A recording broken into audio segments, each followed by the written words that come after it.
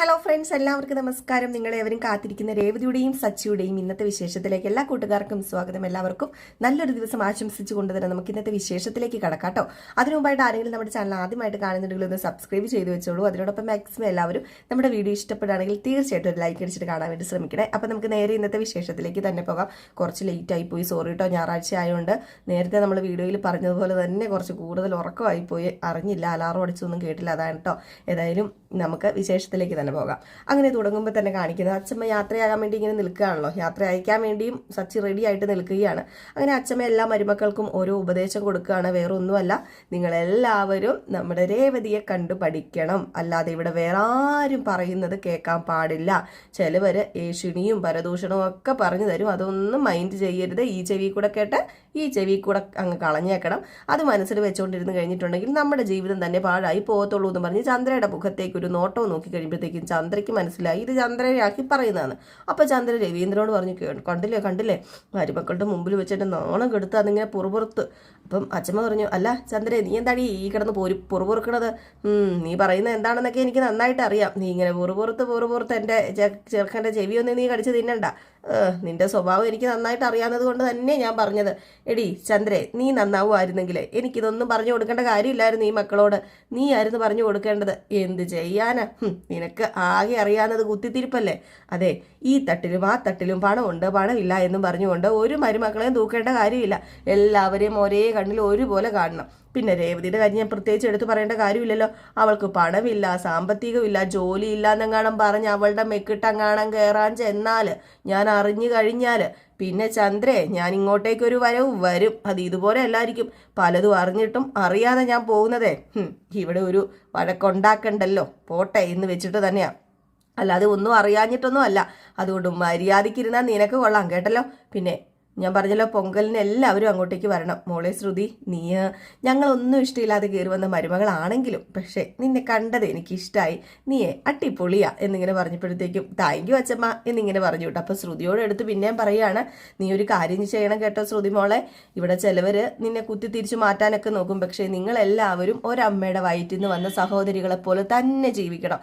3 പേരും സ്വരുമയോടും ഒത്തൊരുമയോടും ഒക്കെ തന്നെ പോകണം കേട്ടോ എന്നൊക്കെ പറഞ്ഞിട്ടെങ്കിൽ പിന്നെ ഞാനിനിയിപ്പം പോയേക്കാം, നിങ്ങളെല്ലാവരും വന്നേക്കണം കേട്ടോ എന്നൊക്കെ പറഞ്ഞിട്ട് നമ്മുടെ അച്ഛമ്മ പോവുകയാണ് കേട്ടോ.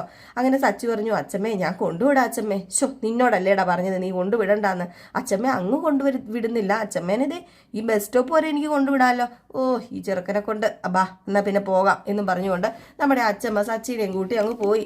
ഏതായാലും ചന്ദ്രയ്ക്കാണെങ്കിൽ ഇതുപോലെ ഒരു അടി കിട്ടാനില്ല. 3 മരുമക്കളുടെ മുമ്പിൽ വെച്ച്, പ്രത്യേകിച്ച് ശ്രുതിയുടെയും വർഷയുടെയും മുമ്പിൽ വെച്ച് ഇതൊക്കെ കേട്ട് കഴിഞ്ഞപ്പോഴത്തേക്കും കാലിൻ്റെ പെരുവിരളി ഇതൊക്കെ വെരുത്ത് കയറുക. പിന്നെ നമ്മുടെ രവീന്ദ്രന് സമാധാനം കൊടുക്കുവോ? അങ്ങനെയാ ഇങ്ങനെയാ മറിച്ചതാ മറ്റതാ, നിങ്ങളുടെ തള്ളക്ക് എന്നെ ഇഷ്ടമല്ല എന്നൊക്കെ പറഞ്ഞുകൊണ്ട് പുറുറാന്നും പറഞ്ഞ് നമ്മുടെ രവീന്ദ്രന്റെ പുറകെ നടക്കുകയാണ് കേട്ടോ. രവീന്ദ്രൻ പറഞ്ഞു, നീ ഇതൊക്കെ ചോദിച്ചു മേടിച്ചതല്ലേ, ഇതല്ലായിരുന്നു, ഇതിനപ്പുറമായിരുന്നു നിനക്ക് കിട്ടേണ്ടതെന്ന് പറഞ്ഞു. അപ്പോഴത്തേക്ക് നമ്മുടെ ചന്ദ്ര ആയിക്കോട്ടെ ഒരു ഗ്ലാസ് പാലൊക്കെ ആയിട്ടാണ് വന്നത്. ഒരു ഗ്ലാസ് പാലൊക്കെ കൊണ്ട് കൊടുത്തു. പാല് കൊണ്ട് കൊടുത്തപ്പോൾ ഇതെന്നാ പതിവില്ലാത്തതുപോലെ ഒരു പാലൊക്കെ നീ കൊണ്ടു തരുന്നത്? നിങ്ങളുടെ അമ്മ പറയുന്നത് ഞാൻ നിങ്ങളെ നോക്കുന്നില്ല, അതുകൊണ്ടാണ് നിങ്ങൾ ഇങ്ങനെ ആയതെന്നല്ലേ. അതുകൊണ്ട് പാലെടുത്തോണ്ട് വന്നതാ. അപ്പം മനസ്സറിഞ്ഞു കൊണ്ട് തരുന്നതല്ല. അല്ലെങ്കിലും എൻ്റെ ചന്ദ്രൻ, നീ മനസ്സറിഞ്ഞ് എനിക്കെന്തും നിന്റെ കൈയും കൊണ്ട് എനിക്ക് കുടിക്കാമെന്ന് ഞാനത് പ്രതീക്ഷിച്ചിട്ടൊന്നുമില്ല. അപ്പം എൻ്റെ അമ്മേനെ പേടിയുള്ളത് കൊണ്ടാണ് നീ ചായ കൊണ്ടുവന്നത്. എങ്ങനെ നിങ്ങളുടെ അമ്മേനെ പേടിക്കാതിരിക്കും? അതുപോലെയുള്ള സംസാരമല്ലേ. എൻ്റെ തൊലി ഉരിഞ്ഞു പോയി. ആ വർഷയുടെയും ശ്രുതിയുടെയും മുമ്പിൽ വെച്ച്, ദേ എൻ്റെ പൊന്നു ചന്ദ്രേ, വർഷ ശ്രുതി, എന്താ വർഷ ശ്രുതിയോ ഉള്ളോ നിനക്കിവിടെ മോളായിട്ട് മരുമോളായിട്ട്? രേവതിയൊപ്പം അവളെ ഞാൻ പിന്നെ അങ്ങനെ ഞാൻ പറഞ്ഞു ചന്ദ്ര, നീ കൂടുതൽ രേവതിയെ ഇങ്ങനെയൊന്നും കാണരുത്. പലപ്പോഴും ഞാൻ പറഞ്ഞിട്ടുണ്ട്. അത് പോരാഞ്ഞിട്ട് ഇപ്പം നീ അങ്ങനെ കാണുന്നത് കൊണ്ട് തന്നെയാണ് അമ്മ നിന്നെ പറഞ്ഞ് മനസ്സിലാക്കാൻ ശ്രമിച്ചുകൊണ്ടിരിക്കുന്നത്.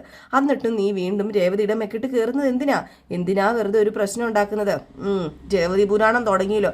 രാത്രി കിടന്നുറങ്ങാനും സമ്മതിക്കത്തില്ല. രാത്രി എന്നല്ലാട്ടോ, കിടന്നുറങ്ങാനും സമ്മതിക്കത്തില്ല. ഏത് നേരവും രേവതി പുരാണം. ഇപ്പം വന്ന് കുറേ പുരാണം കേട്ടിട്ട് പോയതേ ഉള്ളൂ. അത് പോരാഞ്ഞിട്ടാണോ ഇനി നിങ്ങളുടെ വായിന്നുള്ള പുരാണം? എൻ്റെ പൊന്ന് രവിയേട്ട ഒന്നും മിണ്ടാതിരിക്കും, എനിക്ക് തലയ്ക്ക് സൗകര്യം കിട്ടുന്നില്ല എന്നൊക്കെ പറയാണ്. ഈ സമയത്താണ് നമ്മുടെ സുധി വെള്ളം എടുക്കാൻ വേണ്ടി വരുന്നത്. അപ്പോഴത്തേക്ക് രവീന്ദ്ര, എടാ അവിടെ നിന്നെ. എന്താ അച്ഛാ, എന്താ കാര്യം? എടാ നിനക്ക് കുറച്ച് ദിവസം ലീവ് കിട്ടൂല്ലോ അല്ലേ? ലീവ് കിട്ടും. അപ്പോഴാണ് പെട്ടെന്ന് ചന്ദ്ര പറഞ്ഞത്, അവനെതിന് ലീവ് എടുക്കുന്ന 1 മാസം വേണമെങ്കിലും അവനവിടെ താമസിക്കാം. അതെന്താ ചന്ദ്ര നീ അങ്ങനെ പറഞ്ഞത്? ഇവനെന്നാ ജോലിയും കൂലിയും വേലയൊന്നുമില്ലേ? ആ അല്ല, കമ്പനിയിലെ ഇവന് നല്ല പേരാന്നേ. ഒരു മാസം പോയില്ലെങ്കിലും അവരൊന്നും പറയാൻ പോകുന്നില്ല. അല്ലേടാ ശ്രുതി, ഞാൻ അതാ ഉദ്ദേശിച്ചേ. ആ ആ അതെ അതെ അച്ഛാ. എന്നാലമ്മേ, ഞാൻ ലീവിനായിട്ടൊരു മെയിൽ അയക്കുന്നുണ്ട്. ആർക്ക്? അല്ല, ഷോറൂം മാനേജർക്ക്.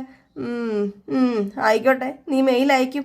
അല്ല അച്ഛാമ്മേ, ഞാൻ പൊക്കോട്ടെ, കുറച്ച് ചൂടുവെള്ളം എടുക്കണം എന്ന് പറഞ്ഞുകൊണ്ട് നേരെ ചൂടുവെള്ളം എടുക്കാൻ വേണ്ടി നമ്മുടെ ശ്രുതി കിച്ചണിലേക്ക് കയറി. ഏതായാലും ഇപ്പം എല്ലാം പൊളിഞ്ഞാന്. ഏതായാലും ഇത് കഴിഞ്ഞ് നമ്മുടെ ശ്രുതി ഇറങ്ങി വരികയാണ്. ശ്രുതി ഇറങ്ങി വന്നിട്ട്, അല്ല ആൻറ്റി, ശ്രുതിയൊക്കെ ഉണ്ടായിരുന്നോ? വെള്ളം എടുക്കാനായിട്ട് പോയി. വെള്ളം എടുക്കാനായിട്ട് പോയല്ലേ എന്ന് പറഞ്ഞു. അപ്പോഴത്തേക്കും രവീന്ദ്രൻ പറഞ്ഞു, മോളെ, അല്ല അച്ഛമ്മയുടെ അടുത്തേക്ക് പോകുമ്പം നിന്റെ പാർലർ നോക്കാൻ അവിടെ ആളുണ്ടാവുമല്ലോ അല്ലേ? അത് പിന്നെ സ്റ്റാഫ് ഉണ്ടല്ലോ, അവര് നോക്കിക്കോളും എന്നിങ്ങനെ പറഞ്ഞിട്ട്, എൻ്റെ ഈശ്വര, ഞാൻ അവിടുത്തെ സ്റ്റാഫ് ഇവർക്ക് എന്തറിയാം എന്നിങ്ങനെ മനസ്സിൽ വിചാരിച്ചു. അപ്പം ചന്ദ്ര പറഞ്ഞു, അതെ, നാട്ടിൽ പോകുന്നതിന് മുമ്പേ ഞാൻ പാർലറിലേക്ക് വരുന്നുണ്ട്. എന്തിന്? എനിക്ക് ഒന്ന് ഫേഷ്യൽ ചെയ്യണം, എന്നാലല്ലേ മുഖം പടപടാന്ന് തിളങ്ങത്തുള്ളൂ. നാട്ടിലെ നല്ല വെയിലായിരിക്കും, തൊലിയൊക്കെ അങ്ങ് കറുത്തു പോകും മോളെ, അതുകൊണ്ടാ. അപ്പൊ ചന്ദ്ര പറഞ്ഞു, പിന്നെ ചന്ദ്രയല്ല, രവീന്ദ്രൻ പറഞ്ഞു, ഇവിടെ വെയിലില്ലല്ലോ, എൻ്റെ നാട്ടിൽ മാത്രമല്ലേ വെയിലുള്ളൂ, അല്ലാതെ പിന്നെയെന്ന് പറയാം. അപ്പോഴാണ് മേളത്തെ നിലയെന്ന് ഒരാളിങ്ങനെ ബാറ്റും കൊണ്ട് അടിച്ചടിച്ചൊക്കെ ഇറങ്ങി വരുന്നത്. എൻ്റെ പൊന്നോ, പറയാൻ വയ്യ. നമ്മുടെ ശ്രുതിയല്ല വർഷ ഇട്ടേക്കുന്ന ഡ്രസ്സ് കണ്ടു കഴിഞ്ഞിട്ടുണ്ടെങ്കിൽ മുട്ടിന് മേളിൽ നിൽക്കുന്ന ഒരു ഡ്രസ്സാണ് ഇട്ടേക്കുന്നത്. ഇത് കണ്ടിട്ടങ്ങ് എന്തോ പോലെ ആയിപ്പോയിട്ടോ. നമ്മുടെ രവീന്ദ്രൻ ആദ്യം ഇത് കണ്ടത്. രവീന്ദ്രൻ ഒന്ന് നോക്കി, പിന്നെ പെട്ടെന്ന് രവീന്ദ്രൻ അങ്ങ് മാറ്റി മുഖം. അപ്പൊ ചന്ദ്ര ഈ രവീന്ദ്രൻ ഇങ്ങനെ നോക്കുന്നത് കണ്ട് ചന്ദ്രയെ നോക്കി, ശ്രുതി നോക്കി കഴിഞ്ഞപ്പോഴത്തേക്കും അല്ലേ കണ്ടത് ഒരു കുട്ടിയോട് പിട്ടോണ്ട് നമ്മുടെ വർഷ ഇറങ്ങി വരുമോ. വർഷയ്ക്ക് അത് പുത്തരിയൊന്നും അല്ലാട്ടോ, വർഷ വീട്ടിൽ അങ്ങനത്തെ ഡ്രസ്സൊക്കെ ഇട്ടാണ് നടക്കുന്നത്. അപ്പോഴത്തേക്ക് ശ്രുതിയാണെങ്കിൽ, ആൻറ്റി ഇത് എന്താ ഇതെന്ന് ഇങ്ങനെ ചോദിക്കാം. അപ്പോഴത്തേക്കും പതുക്കെ നമ്മുടെ ചന്ദ്ര അവിടെ നിന്ന് എണീറ്റിട്ട്, അയ്യോ ഈ പെങ്കൊച്ച എന്തൊക്കെയായി കാണിക്കുന്നത്, അയ്യോ എന്നും പറഞ്ഞു ഓടി ചെന്നിട്ട്, മോളെ നീ എന്താ ഈ കാണിക്കുന്നത്? കണ്ടില്ലേ, വീട് മുഴുവൻ കൊതുക് ആൻറ്റി, ഞാൻ കൊതുവിനെ കൊല്ലുക, മുറിയിൽ നിന്ന് കുറേ എണ്ണത്തിന് ഞാൻ കൊന്നു, നിങ്ങൾ എങ്ങനെ ഇവിടെ കിടന്ന് ഉറങ്ങുന്നു, സമ്മതിക്കണം കേട്ടോ എന്ന് പറഞ്ഞു. നമ്മുടെ രവീന്ദ്രനാണെങ്കിൽ കുനിഞ്ഞിരിക്കുകയാണ് കേട്ടോ, നോക്കുന്ന പോലുമില്ല. ഏതായാലും ഈ സമയത്ത് നമ്മുടെ രേവതിയും വന്നു. രേവതി അങ്ങോട്ട് കണ്ണ് തള്ളിപ്പോയിട്ടോ. ഈ സമയത്താണ് നമ്മുടെ ശ്രുതി വരുന്നത്. ശ്രുതി, അയ്യേ ഇവക്ക് മര്യാദയ്ക്ക് വല്ല ഇട്ടൂടെ, എനിക്കൊന്നും കാണണ്ടേ എന്ന് പറഞ്ഞുകൊണ്ട് കുപ്പിയും കൊണ്ട് ഇങ്ങനെ മറയ്ക്കാൻ തുടങ്ങിയപ്പോഴത്തേക്കും പെട്ടെന്ന് നമ്മുടെ ശ്രുതി നോക്കി. അപ്പോൾ ശ്രുതി പറഞ്ഞു, അതെ, ഞാൻ ഈ ബോട്ടിലെ വെള്ളം നിറച്ചു, കുറച്ചും കൂടെ വെള്ളം പോയി എടുക്കല്ലേ അല്ലേ എന്ന് പറഞ്ഞു. അപ്പോഴത്തേക്ക് ശ്രുതി പെട്ടെന്ന് അങ്ങ് മാറിപ്പോയിട്ടോ. ഇല്ലെങ്കിൽ നമ്മുടെ വർഷയുടെ എല്ലാ ശ്രുതിയുടെ വായിലിരിക്കുന്ന കേൾക്കുമെന്നറിയാം. അപ്പോഴത്തേക്ക് രേവതി പെട്ടെന്ന് ബാറ്റ് പിടിച്ച് മേടിച്ചിട്ട്, രേവതി, ഞാനിത് അടിച്ചു കൊന്നോളാം, നീ റൂമിലേക്ക് ചെല്ല്. അയ്യോ വേണ്ട ചേച്ചി എന്ത് ജോലിയാണ് ചെയ്യുന്നത്, ഇത് ഞാൻ അടിച്ചു കൊന്നോളാം എന്ന് പറഞ്ഞ് വീണ്ടും അവിടെ കിടന്ന് അടിച്ചടിച്ച് കൊല്ലുവാണ്. നമ്മുടെ രവീന്ദ്രന്റെ മുമ്പിൽ എത്തിയിട്ട് പൊങ്ങിച്ചാടി കൊതുകിനിട്ട് അടിക്കുന്നു കേട്ടോ. നമ്മുടെ ചന്ദ്രയാണെങ്കിൽ എൻ്റെ പൊന്നുമോളെ നിർത്ത്, വേണ്ട, മതി എന്ന് പറഞ്ഞ് നമ്മുടെ ചന്ദ്രയും ശ്രുതിയും ഒക്കെ കൂടി നമ്മുടെ വർഷനെ പിടിച്ചു നിർത്താൻ തുടങ്ങണം. കാരണം ഞാൻ ആ സീൻ കണ്ടുകൊണ്ടിരിക്കുകയാണ് കേട്ടോ. അപ്പോഴത്തേക്ക് പെട്ടെന്ന് അത് നമുക്ക് ചിരി വരും കണ്ടു കഴിയുമ്പം. അതാട്ടോ ഞാൻ അങ്ങോട്ടേക്ക് പെട്ടെന്ന് ശ്രദ്ധ മാറിപ്പോയത്.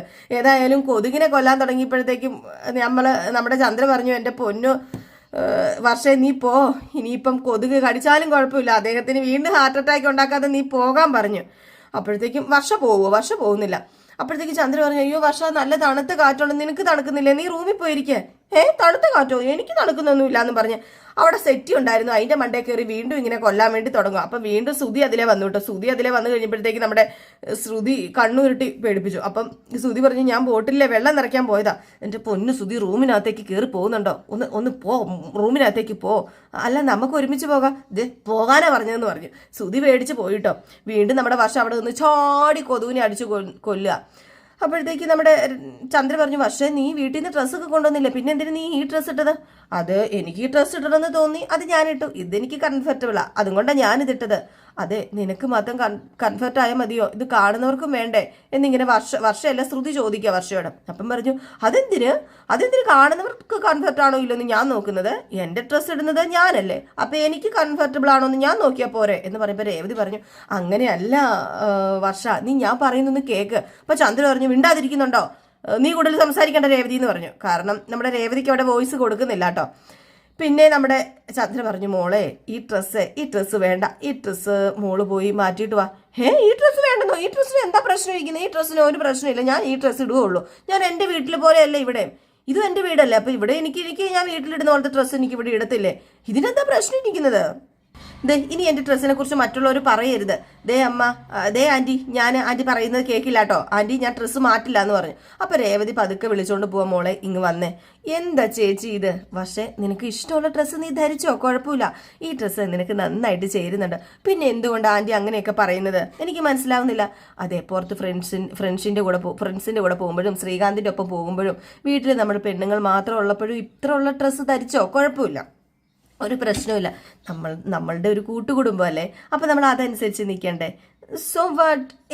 എനിക്ക് മനസ്സിലാവുന്നില്ല. എനിക്ക് ഇഷ്ടപ്പെട്ട ഡ്രസ്സ് ധരിക്കുന്നതിന് എന്താ കുഴപ്പം? നമുക്കിഷ്ടപ്പെട്ടത് നമുക്ക് ധരിക്കാം, അത് അവരവരുടെ അവകാശമാണ്. പക്ഷെ അത് മറ്റുള്ളവരെ ബുദ്ധിമുട്ടിച്ചുകൊണ്ടാകുന്നത് ശരിയല്ലല്ലോ. ചേച്ചി എന്താ രവി ചേച്ചി ഇങ്ങനെയൊക്കെ പറയുന്നത്? ദേ ഇന്ന ഡ്രസ്സ് നല്ലത്, ഇന്ന ഡ്രസ്സ് മോശം എന്നൊന്നും ഞാൻ പറയുന്നില്ല. ഓരോരുത്തർക്കും ഇഷ്ടമുള്ള ഡ്രസ്സ് ഓരോരുത്തർക്കും ധരിക്കാം. എന്നാലേ അവിടെ നമ്മുടെ അച്ഛൻ ഇരിക്കുകയല്ലേ, വയസ്സായ ആളല്ലേ, അദ്ദേഹത്തിന് നമ്മൾ ബഹുമാനം കൊടുക്കണ്ടേ? അങ്കിളിനോട് ഞാൻ ബഹുമാനത്തോടു കൂടിയല്ലേ സംസാരിക്കുന്നത്, പിന്നെന്താ? സംസാരത്തിൽ മാത്രമല്ല മോളെ, മറ്റു ചില കാര്യങ്ങളിലും ബഹുമാനം കൊടുക്കണം, അതാണ് പറഞ്ഞത്. മോക്ക് മനസ്സിലാവുന്നുണ്ടോ? ഓ ഇതൊന്നും എനിക്കറിയില്ല ചേച്ചി, എനിക്ക് ഇഷ്ടമുള്ള ഡ്രസ്സ് ഞാൻ ധരിക്കും, അത്ര തന്നെ. ഇതെല്ലാം നമ്മുടെ രവീന്ദ്രൻ കേട്ടോണ്ടിരിക്കുകയാണ് കേട്ടോ. രവീന്ദ്രൻ ആണെങ്കിൽ കുനിഞ്ഞിരിക്കുക. അപ്പം നമ്മുടെ വർഷ പറഞ്ഞു, എനിക്ക് ഇഷ്ടമുള്ള വസ്ത്രവും ഭക്ഷണവും ഒക്കെ ഞാൻ കഴിക്കും, അതിന് സെൻസറിങ് ഒക്കെ ഏർപ്പെടുത്തിയിട്ടുണ്ടെങ്കിൽ ഞാൻ എന്ത് ചെയ്യുക? നമ്മൾ എന്ത് ചെയ്യണമെന്ന് മറ്റുള്ളവരാണോ തീരുമാനിക്കേണ്ടത്? നമ്മളല്ലേ തീരുമാനിക്കേണ്ടത്? അതെ, നീ പറയുന്നതൊക്കെ ശരിയാ വർഷ, പക്ഷെ നമ്മുടെ വീട്ടിലെ ചില പഴയ വഴക്കങ്ങളൊക്കെ ഉണ്ടല്ലോ, അതിനനുസരിച്ചല്ലേ എല്ലാവരും വളർന്നത്. പുതിയ ചില കാര്യങ്ങളൊക്കെ വരുമ്പോൾ അവർക്ക് പെട്ടെന്ന് ഉൾക്കൊള്ളാനൊന്നും കഴിഞ്ഞെന്ന് വരില്ല. അതുകൊണ്ട് അതൊന്നും ശരിയല്ല എന്നൊക്കെ പറയും. അത് നമ്മൾ വേണം ഉൾക്കൊള്ളാൻ. കാലം പോകുമ്പോൾ അതൊക്കെ അങ്ങ് പതുക്കെ മാറിക്കോളും. നീ ഡ്രസ്സ് ഇടുന്നത് കൊണ്ട് കുഴപ്പമൊന്നുമില്ല. പക്ഷേ ഉണ്ടല്ലോ, അത് ഈ മുതിർന്നവരുടെ മുമ്പിൽ അല്ലെങ്കിൽ പിന്നെ എല്ലാവരുടെയും മുമ്പിൽ എല്ലാവർക്കും ഉൾക്കൊള്ളണമെന്നും കഴിയാനും പറ്റില്ല. ഈ വീട്ടിൽ നമ്മൾ എല്ലാവരും ഒരുമിച്ചല്ലേ താമസിക്കുന്നത്. അപ്പം എല്ലാവരുടെയും മനസ്സ് അറിഞ്ഞിട്ട് വേണ്ടേ നമ്മളിവിടെ ജീവിക്കാൻ? ഏതായാലും അച്ഛൻ ഇതൊന്നും ശീലമില്ലല്ലോ, നമുക്ക് അവർക്ക് ബഹുമാനം കൊടുക്കണം. കൊള്ളാം, ചേച്ചിയുടെ അഭിപ്രായമൊക്കെ കൊള്ളാം. ഏതായാലും ഡ്രസ്സിനല്ല കുഴപ്പം, കാണുന്നവരുടെ കണ്ണിനാണ് കുഴപ്പം. ഇതൊന്നും പറഞ്ഞാൽ ആർക്കും മനസ്സിലാവില്ല. ശരി, ഓക്കെ, മറ്റുള്ളവർക്ക് ഡിസ്റ്റർബ് ആകുന്നത് കൊണ്ട് ഞാൻ കുറച്ച് അഡ്ജസ്റ്റ് ചെയ്യാം. പിന്നെ രേവതി ചേച്ചി അല്ലേ ഇത് പറഞ്ഞത്, ഇപ്പം ഞാൻ എന്താ വേണ്ടത്? ഈ ഡ്രസ്സ് ചേഞ്ച് ചെയ്യണം അല്ലേ? ഞാൻ ചേച്ചിക്ക് വേണ്ടി ഈ ഡ്രസ്സ് ചേഞ്ച് ചെയ്യാം, എനിക്ക് ഒരു കുഴപ്പമില്ല എന്ന് പറഞ്ഞു. ഇത് കേട്ട് നമ്മുടെ ചന്ദ്രയും ശ്രുതിയും കൂടെ ഒന്ന് നോക്കുകയാണ് കേട്ടോ. ഇത്രയും നേരം അവർ പറഞ്ഞിട്ട് കേട്ടില്ല. നമ്മുടെ രേവതി പറഞ്ഞു കഴിഞ്ഞപ്പോഴത്തേക്കും നമ്മുടെ വർഷ കേട്ടു. അപ്പം പിന്നെ ചന്ദ്രയ്ക്ക് സുഖിക്കുവോ? അപ്പം നമ്മുടെ ചന്ദ്രയോട് പറഞ്ഞു ശ്രുതി, ഇതെന്താ ആൻറ്റി പറഞ്ഞിട്ട് അനുസരിച്ചില്ല, രേവതി പറഞ്ഞപ്പോൾ അനുസരിച്ചു. മോളെ എനിക്കൊന്നും മനസ്സിലാവുന്നില്ല, രേവതി സംസാരിക്കുന്ന കേട്ടില്ലേ? ഇവക്ക് എവിടെ നിന്ന് ഇത്രയും അറിവ് പെട്ടെന്ന് കിട്ടിയത്? ആർക്കറിയാം എവിടെന്നാ കിട്ടിയതെന്ന്. ഏതായാലും ഞാൻ പോവുക ആൻറ്റി, ഇനി ഞാൻ കൂടുതൽ ഇവിടെ നിൽക്കുന്നില്ലെന്ന് പറഞ്ഞ് പോവുക. ഈ സമയത്താണ് നമ്മുടെ വർഷ ഒരു പാൻറ്റൊക്കെ എടുത്തിട്ടുകൊണ്ട് വരുന്നത്. എന്നിട്ട് രേവതിയോട് ചോദിച്ചു, രേവതി ചേച്ചി ഇതൊക്കെയാണോ? ഇതുമല്ല, നിനക്ക് എല്ലാ ഡ്രസ്സും ഓക്കെയാ, നീ എല്ലാ ഡ്രസ്സിലും സുന്ദരി തന്നെയാ, പക്ഷെ ഇപ്പൊ ഇത് ഓക്കെയാ എന്നിങ്ങനെ പറഞ്ഞു. പിന്നെ നേരം വെളുക്കുന്നു. പിന്നെ നമ്മുടെ രേവതിക്ക് കുറെ തുണികളുമായിട്ട് ചന്ദ്ര വരിക. എന്നിട്ട് പറഞ്ഞു, ദേ ഈ തുണിയെല്ലാം അലക്കണം കേട്ടോ, ഇത് രവിയേട്ടന്റെ ഡ്രസ്സാ. പിന്നെ ഒരു കാര്യം പറഞ്ഞേക്കാം, അലക്ക് കല്ലിന്റെ അടുത്ത് നിന്ന് സ്വപ്നം കണ്ടു ചുമ്മാ സമയം കളഞ്ഞേക്കരുത്, പെട്ടെന്ന് അലക്കിയിട്ട് വാ, തറ തുടയ്ക്കണം. അപ്പോഴത്തേക്കാണ് നമ്മുടെ ശ്രുതി കുറച്ച് തുണിയായിട്ട് വന്നിട്ട്, ദേ രേവതി ഇതും കൂടി ഒന്ന് അലക്കിയാരെ, ഇത് നിന്റെ ഹസ്ബൻഡിന്റെ ഡ്രസ്സല്ലേ? അതെ, ഇതൊക്കെ വില കൂടിയ ബ്രാൻഡഡ് ഷർട്ടാ, ഹാൻഡ് വാഷ് തന്നെ ചെയ്യണം, ഇതിട്ടിട്ട് വേണം നാളെ ഷോറൂമിൽ പോകാൻ, എനിക്ക് സമയമില്ല, ഇതൊന്ന് വാഷ് ചെയ്ത് തരണം കേട്ടോ രേവതി. ഓ ഇതിട്ടിട്ട് തന്നെ പോകണം അല്ലേ? അല്ല ഇതിടാതെ പോകത്തില്ലേ? കസ്റ്റമർ ഷോറൂമിൽ വരുന്നത് കാറ് മേടിക്കാനാണോ അതോ അദ്ദേഹത്തിന്റെ ഷർട്ട് കാണാനാണോ? സുധി കാർ ഡ്രൈവർ അല്ല, അത് മറക്കരുത് രേവതി. നീ ലക്ഷക്കണക്കിന് രൂപയുടെ കാർ സെയിൽ ചെയ്യുന്ന സെയിൽസ് മാനേജരാ. നന്നായിട്ട് ഡ്രസ്സ് ചെയ്ത് നീറ്റായിട്ട് പോകണം, അതങ്ങനെയാ. അപ്പോഴത്തേക്കും നമ്മുടെ രേവതി പറഞ്ഞു, അതെ കാർ ഡ്രൈവർ എന്ന് പറഞ്ഞത് അത്രയ്ക്ക് മോശം ജോലിയല്ല, കാർ ഡ്രൈവർമാർക്കും നീറ്റായിട്ട് ഡ്രസ്സ് ചെയ്ത് പോകാം. അപ്പോഴത്തേക്ക് ചന്ദ്ര പറഞ്ഞു, മതി കൂടുതൽ സംസാരം ഒന്നും വേണ്ട, ശ്രുതി പറയുന്ന അങ്ങ് അനുസരിക്കുക. മോളെ ശ്രുതി ഇവളെ അലക്കിക്കോളും, നീ കൊടുത്തിട്ട് പോകാൻ പറഞ്ഞപ്പോഴത്തേക്കും നമ്മുടെ രേവതി പറഞ്ഞു, ശ്രുതി നിന്റെ ഹസ്ബൻഡുമായിട്ട് ബന്ധപ്പെട്ട ഒന്നും ചെയ്യില്ല എന്ന് ഞാൻ മുമ്പേ നിന്നോട് പറഞ്ഞിട്ടുള്ളതാ, വീണ്ടും ഞാൻ അത് ആവർത്തിക്കണോ? അദ്ദേഹത്തിന്റെ ഡ്രസ്സ് ഞാൻ അലക്കില്ല, എടുത്തിട്ട് പൊക്കെ. ദേ എനിക്ക് ഈ ഡ്രസ്സ് അലക്കാൻ പറ്റില്ല. അപ്പൊ ചന്ദ്ര പറഞ്ഞു, എടി ഇതില് ശ്രീകാന്തിന്റെ രവിയേട്ടന്റെ ഒക്കെ ഡ്രസ്സ് ഉണ്ടല്ലോ, ശ്രുതിയുടെ മാത്രം എന്താ അലക്കാത്തത്? അതിൽ തൊട്ട നിന്റെ കൈ പൊള്ളുവോ? ദേ അമ്മേ, നിങ്ങളുടെ മൂത്ത മോന് വേണ്ടി ഒരു ജോലിയും ചെയ്യില്ല എന്ന് ഞാൻ പറഞ്ഞതാ, പിന്നെ എന്തിനാ വീണ്ടും ഇതും കൊണ്ട് വന്നിരിക്കുന്നത്? അപ്പോഴത്തേക്ക് രേവതിയോട് ശ്രുതി പറഞ്ഞു, ഞാൻ പറഞ്ഞില്ല, എനിക്ക് സമയമില്ല, എനിക്ക് ഇന്നൊരു വർക്കുണ്ട്, ഒരു ബ്രൈഡൽ മേക്കപ്പ് ഉണ്ട്, അപ്പം എനിക്ക് അതിന് പോകണം, അതും കൊണ്ടല്ലേ ഒന്ന് ഇത് അലക്ക് രേവതി എന്ന് പറഞ്ഞപ്പം ഇല്ല ഞാൻ അലക്കില്ലെന്ന് പറഞ്ഞാൽ ഞാൻ അലക്കില്ല. അപ്പോഴത്തേക്കുമാണ് നമ്മുടെ വർഷ എതിരെ വരുന്നത്. അപ്പം വർഷ വന്നിട്ട് പറഞ്ഞു, അതെ എൻ്റെ 2-3 ഡ്രസ്സും കൂടെ അലക്കാനുണ്ട്, ഇത് അലക്കുമോ എന്ന് ചോദിച്ചിട്ട് കയ്യിലേക്ക് നോക്കിയപ്പോൾ ഇത് കുറേ ഡ്രസ്സ് ഉണ്ടല്ലോ, ഇതെല്ലാം കൂടെ ചേച്ചി അലക്കുവോ? അമ്മ വെറുതെ ഇരിക്കുമല്ലേ, ആൻറ്റിക്ക് ഈ ഡ്രസ്സും കൂടെ, അമ്മയെന്നല്ല കേട്ടോ, ആൻറ്റി വെറുതെ ഇരിക്കുമല്ലേ, ആൻറ്റിക്ക് ഈ ഡ്രസ്സും കൂടെ ഒന്ന് അലക്കാൻ കൊടുത്തില്ലേ, 2 പേരും കൂടെ ചെയ്താൽ ഡ്രസ്സ് പെട്ടെന്ന് അലക്കി തീരില്ലേ. അപ്പോഴത്തേക്കും ചന്ദ്ര, അയ്യോ ഇവളെ എന്നെ വേലക്കാരി ആക്കും, ഇവളോട് എതിർത്തൊന്നും പറയാനും പറ്റില്ല, അതൊക്കെ ഇവള് തനിയെ ചെയ്തോളും, ഇവക്കെ അതൊന്നും ഒരു പ്രശ്നമേ അല്ല, ഇവള് പെട്ടെന്ന് അലക്കും. എങ്ങനെ പ്രശ്നമില്ലാതിരിക്കും? ഈ വീട്ടിലെ എല്ലാ ജോലിയും ചെയ്യുന്നത് ചേച്ചിയല്ലേ, ആരെങ്കിലും ഹെൽപ്പ് ചെയ്താൽ ചേച്ചിക്ക് കുറച്ച് സമയം റിലാക്സ് ചെയ്യാലോ. അത് ഇവക്ക് വേറെ ഓഫീസ് ജോലിയൊന്നും ഇല്ലല്ലോ മോളെ, ഈ ജോലി മാത്രമല്ലേ ഉള്ളൂ, പിന്നെ എന്താ പ്രശ്നം? അല്ല ആൻറ്റി, വീട്ടുജോലി അത്ര എളുപ്പം ചെയ്ത് തീർക്കാൻ പറ്റുന്ന ജോലിയൊന്നും അല്ലല്ലോ. ശ്രുതി ചേച്ചിക്ക് രേവതി ചേച്ചി ഒന്ന് ഹെൽപ്പ് ചെയ്തൂടെ? അത് പിന്നെ ഹെൽപ്പ് ചെയ്യാനേ ഞാൻ വീട്ടിൽ ചുമ്മാതിരിക്കുമല്ല, പക്ഷെ എനിക്ക് ബ്യൂട്ടി പാർലറിലെ മുഴുവൻ ദിവസം നിന്ന് ജോലി ചെയ്യാം. അല്ല ചേച്ചി, നമ്മളൊക്കെ ഒരു ജോലി മാത്രമല്ലേ ചെയ്യുന്നുള്ളൂ, എന്നാൽ രേവതി ചേച്ചി ഈ വീട്ടിലുള്ള എല്ലാ ജോലിയും ചെയ്യുന്നുണ്ട്, അതെന്താ മനസ്സിലാക്കാത്തത്? അതിൻ്റെ കൂടെ ഞാനും ചേച്ചിനും ബുദ്ധിമുട്ടിക്കുക അല്ലേ? അത് സാരമില്ല പക്ഷേ, അത് ഞാൻ അലക്കിക്കോളാം, അതിങ്ങ് താന്ന് പറഞ്ഞ് അത് മേടിച്ചു കേട്ടോ. അപ്പോഴത്തേക്കും നമ്മുടെ ശ്രുതിക്ക് ദേഷ്യം വന്നു. ശ്രുതിയാണെങ്കിൽ കണ്ടോ അമ്മേ, അപ്പം അത് അലക്കാം, എൻ്റെ ഭർത്താവിൻ്റെ അലക്കാൻ പറ്റുന്നില്ല. അപ്പം പെട്ടെന്ന് നമ്മുടെ വർഷ പറയാം, അതേ ആൻറ്റി ഇവിടെ ഒരു സർവൻറ്റിനെ നിർത്തിക്കൂടെ? അപ്പം രേവതി പറഞ്ഞു, ഞാൻ ഈ വീട്ടിൽ വരുന്നതിന് മുമ്പ് ഒരു സർവൻറ്റ് ഉണ്ടായിരുന്നു, പിന്നെ എന്തിനാ സർവൻറ്റിനെ ഒഴിവാക്കിയത്? അത് പിന്നെ അവക്ക് നല്ല സുഖമില്ലായിരുന്നു മോളെ, പിന്നെ ഇവിടെ അധികം ജോലിയൊന്നും ഇല്ലല്ലോ, ഇവക്ക് ഒറ്റയ്ക്ക് ചെയ്യാനുള്ള ജോലിയല്ലേ ഉള്ളൂ, അപ്പം പിന്നെ എന്തിനാ ഒരു സർവൻറ്റ്? ഒറ്റയ്ക്ക് ഇത്രയും ജോലി ചെയ്യുന്ന കാര്യം ഇമ്പോസിബിൾ ആണ്. നിങ്ങൾ 2 പേരും പുറത്ത് പോയി ജോലി ചെയ്യുന്നില്ല മോളെ, അത് വെച്ച് നോക്കുമ്പോൾ ഇതൊന്നും അല്ല. ആൻറ്റി ഞാൻ പറഞ്ഞില്ലേ, അതിനേക്കാൾ ബുദ്ധിമുട്ടുള്ള ജോലിയാണ് വീട്ടുജോലി. ശ്രുതി ചേച്ചി, നമ്മൾ ജോലി ചെയ്താൽ നമുക്ക് ശമ്പളം കിട്ടും, ചേച്ചി ഇവിടെ ജോലി ചെയ്താൽ ചേച്ചിക്ക് എന്താ കിട്ടുക? ശമ്പളം കിട്ടുന്നുണ്ടോ? ആരെങ്കിലും ശമ്പളം കൊടുക്കുന്നുണ്ടോ? രേവതി ചേച്ചി ചെയ്യുന്ന ജോലിക്ക് ഒരു പ്രതിഫലവുമില്ല, എന്നാലും ഭാവിയിലെ എല്ലാവർക്കും വേണ്ടി ചേച്ചി എല്ലാം ചെയ്തു കൊടുക്കുന്നില്ലേ, വീട്ടുജോലി മുഴുവൻ ചെയ്യുന്നില്ലേ, അലക്കുന്നില്ലേ, തറ തുടയ്ക്കുന്നില്ലേ? റിയലി യുവർ ഗ്രേറ്റ് ചേച്ചി. ഈ ജോലിയൊന്നും എനിക്കറിയില്ല, എനിക്കറിയാമെങ്കിൽ ഞാൻ ചേച്ചീനെ ഹെൽപ്പ് ചെയ്യാൻ കൂടിയേനെ. ഞാൻ ചെയ്യേണ്ട ജോലിയും കൂടി ചേച്ചി ചെയ്യുന്നതല്ലേ, എനിക്കറിയാത്തത് കൊണ്ടാ. തെറ്റായിട്ട് എടുക്കരുത് കേട്ടോ. കുഴപ്പമില്ല വർഷ, നിനക്ക് ഇതൊന്നും ശീലമില്ലല്ലോ, നമ്മുടെ വീട്ടുകാർക്ക് വേണ്ടി ജോലി ചെയ്യുന്നതിൽ എനിക്ക് ഒരു ബുദ്ധിമുട്ടും ഇല്ല, സന്തോഷം മാത്രമേ ഉള്ളൂ. അപ്പോഴത്തേക്ക് നമ്മുടെ ശ്രുതി പറഞ്ഞു, ശ്രുതി ഈ വീട്ടിലുള്ള ആള് തന്നെയാ. അപ്പം രേവതി ചോദിച്ചു, ആണോ? ഓക്കെ ആയിക്കോട്ടെ ശരി എന്ന് പറഞ്ഞുകൊണ്ട് ആ തുണി എടുത്തുകൊണ്ട് പോകാൻ തുടങ്ങിയപ്പോഴത്തേക്കും നമ്മുടെ വർഷ പറഞ്ഞു, ചേച്ചി 1 മിനിറ്റ് നിൽക്കേ, ചേച്ചി ചെയ്യുന്ന ജോലിയുടെ വാല്യൂ എന്താണെന്ന് എനിക്ക് നന്നായിട്ട് അറിയാം, അതുകൊണ്ട് ഞാൻ ഇപ്പോൾ വരാമെന്ന് പറഞ്ഞ് നേരെ റൂമിലേക്ക് പോയി. പോയി കഴിഞ്ഞപ്പോഴത്തേക്ക് നമ്മൾ ശ്രുതി പറഞ്ഞു, ഇത് കണ്ടില്ല, വർഷയുടെയും ശ്രീകാന്തിന്റെ ഒക്കെ വാഷ് ചെയ്യാം, പിന്നെ എന്താ എൻ്റെ ഭർത്താവിന്റെ ചെയ്താൽ പറ്റില്ലെന്ന് പറഞ്ഞാൽ പറ്റില്ല, നിന്റെ ഭർത്താവിന്റെ ഡ്രസ്സ് ഞാൻ വാഷ് ചെയ്യില്ല, അത്ര തന്നെ. അപ്പൊ ചന്ദ്ര പറഞ്ഞു, രേവതി ദിവസം കഴിയും തോറും നിന്റെ അഹങ്കാരം കൂടി വരിക, ഓരോരുത്തരോട് നീ തറുതല പറയുക, വേണ്ടാട്ടോ, ഈ സ്വഭാവം ഇവിടെ കാട്ടല്ല. അപ്പോഴത്തേക്കും ശ്രുതി പറഞ്ഞു, കണ്ടില്ലേ വർഷ ഇവളെ സപ്പോർട്ട് ചെയ്ത് സംസാരിക്കും, അതിന്റെ അഹങ്കാരവാ. അതിനെ അവക്കെ ഇവളെ ശരിക്കും മനസ്സിലായിട്ടില്ല മോളെ, അതാ അങ്ങനെയൊക്കെ സംസാരിക്കുന്നത്. അപ്പോഴാണ് നമ്മുടെ വർഷ വന്നിട്ട്, ചേച്ചി ഇത് മേടിക്കെന്ന് പറഞ്ഞുകൊണ്ട് പൈസ കൊടുക്കാൻ കേട്ടോ. അപ്പൊ രേവതി ചോദിച്ചു, വർഷ ഇത് എന്താ ഇത് 2000 രൂപയുണ്ട്, ചേച്ചി ഇത് മേടിക്കുക. എന്താ നിനക്ക് എന്തെങ്കിലും മേടിക്കാനാണോ? അലക്ക് കഴിഞ്ഞിട്ടേ ഞാൻ കടയിൽ പോവുള്ളൂ, അപ്പം ഞാൻ മേടിക്കാം. എന്താ വേണ്ടതെന്ന് പറഞ്ഞു. അയ്യോ എനിക്കൊന്നും വേണ്ട ചേച്ചിക്ക് എന്തെങ്കിലും ആവശ്യമുണ്ടെങ്കിൽ മേടിച്ചോ, ഇത് ഞാൻ ചേച്ചിക്ക് തരുന്ന കാശാ. പെട്ടെന്ന് നമ്മുടെ രേവതിക്ക് അങ്ങ് എന്തോ പോലെ ആയി പോയിട്ടോ. രേവതി അങ്ങോട്ട് ഒരു നിമിഷം അങ്ങോട്ട് പതറിപ്പോയി. എന്നിട്ട് ചോദിച്ചു, എനിക്കോ? എനിക്ക് എന്തിനാ? അത് പിന്നെ ഒരു ബെനിഫിറ്റും ഇല്ലാതെയല്ലേ ചേച്ചി ഈ ജോലി ചെയ്യുന്നത്, അതുകൊണ്ടാണ് ഞാനിത് തരുന്നത്. ചേച്ചിക്ക് എന്തെങ്കിലും ബെനിഫിറ്റ് വേണ്ടേ? വാങ്ങിക്ക് ചേച്ചി, വാങ്ങിക്ക്, എന്തിനാ ചേച്ചി മടിക്കുന്നത്? അത് പിന്നെ എനിക്കിത് വേണ്ട. പക്ഷേ അതെ മേടിക്കണം, മേടിച്ചേ പറ്റൂ. എനിക്കറിയാം ചേച്ചിയുടെ കഷ്ടപ്പാട്, അത്രമാത്രം ചേച്ചി കഷ്ടപ്പെടുന്നുണ്ടെന്ന്. ഇത് കണ്ടിട്ടാണെങ്കിൽ നമ്മുടെ ചന്ദ്രയും ശ്രുതിയും കൂടെ നിന്നങ്ങോട്ട് ചിരിക്കുകയാണ് കേട്ടോ. കാരണം വേറെ ഒന്നുമല്ല, കൂലി മേടിക്കാന്നൊക്കെ പറഞ്ഞു കഴിഞ്ഞിട്ടുണ്ടെങ്കിൽ അത് അത്രയ്ക്ക് നല്ല കാര്യമല്ല, അത് കൊടുക്കുക എന്ന് പറഞ്ഞാലും അത് അത്രയ്ക്ക് നല്ല കാര്യമല്ല. നമ്മുടെ രേവതിനെ ഇൻസെന്റ് ചെയ്യുന്ന പോലെ തന്നെയാണ്. പക്ഷെ നമ്മുടെ വർഷയ്ക്ക് അത് അറിയില്ല. പക്ഷേ നമ്മുടെ ശ്രുതിക്കും ചന്ദ്രയ്ക്കും അത് അറിയാം. മാറി നിന്ന് പുച്ഛത്തോട് നിന്ന് ചിരിക്കുകയാണ്. പക്ഷെ നമ്മുടെ വർഷ പറയുന്നുണ്ട്, ചേച്ചി വേലക്കാരിയാ ജോലി ചെയ്യുന്നതെങ്കിൽ എത്ര രൂപ ശമ്പളം കൊടുക്കേണ്ടി വരും, അതുപോലെ ചേച്ചിക്ക് ആരെങ്കിലും ഇവിടെ ശമ്പളം തരുന്നുണ്ടോ? അപ്പം പെട്ടെന്ന് വീണ്ടും നമ്മുടെ ശ്രുതി ഭയങ്കര ചിരി. ഇതൊക്കെ കണ്ടിട്ട് രേവതിക്ക് അങ്ങ് എന്തോ പോലെ ആയിപ്പോയി. അപ്പൊ വർഷ പറഞ്ഞു, ചേച്ചി ഫ്രീ ആയിട്ടല്ലേ ജോലി ചെയ്യുന്നത്, ചേച്ചിയുടെ വാല്യൂ ചേച്ചിക്ക് അറിയില്ല, ചേച്ചി ഇത് ഇത് ചേച്ചി മേടിക്കണം എന്ന് പറഞ്ഞു. എന്ത് പറയണമെന്നൊന്നും അറിയില്ല കേട്ടോ. നമ്മുടെ രേവതി വല്ലാണ്ടങ്ങ് നിൽക്കുകയാണ്. ചന്ദ്രയിൽ നിന്ന് ഭയങ്കര ചിരി.